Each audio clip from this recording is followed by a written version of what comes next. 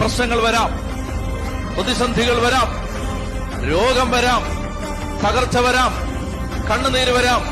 പക്ഷെ ഞങ്ങൾ പരാജയപ്പെടില്ല.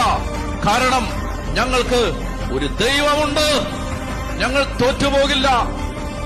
ഞങ്ങളുടെ തലകുനിയേണ്ടി വരില്ല. ഞങ്ങൾ നാണം കെടേണ്ടി വരില്ല. ഞങ്ങൾ പുഴുക്കളെ പോലെ ഇഴയേണ്ടി വരില്ല. ഞങ്ങൾ നമ്മുടെ ശിരസ്കരായി നയിക്കപ്പെടേണ്ടി വരില്ല. അവസാന ദിവസം അന്തിമ കാഹളം മുഴങ്ങുമ്പോ ഞങ്ങളുടെ ശിരസ് ഉയർന്നു നിൽക്കും. കാരണം ഞങ്ങൾക്ക് ഒരു ദൈവമുണ്ട്. അതാണ് യഹോശാഫാത്ത് പ്രാർത്ഥിക്കുന്നത്.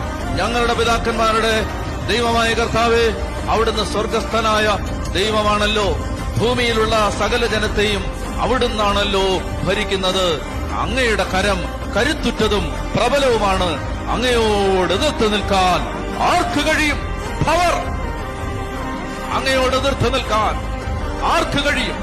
പാർട്ടികൾ, പ്രത്യയശാസ്ത്രങ്ങൾ, സംഘടനകൾ, മാധ്യമങ്ങൾ ആരോപണത്തിന്റെ അമ്പുമായി എയ്യാൻ കാത്തു നിൽക്കുന്ന ആയിരങ്ങൾ, നമ്മുടെ നാശം കാണാൻ പതിയിരിക്കുന്ന കാട്ടുമൃഗങ്ങൾ, കഴുകൻ നഖങ്ങൾ തൂവലുകൾക്കടിയിൽ ഒളിപ്പിച്ചു വെച്ച് നമ്മെ കുത്തിവരിയാൻ കാത്തിരിക്കുന്ന കഴുകന്മാർ.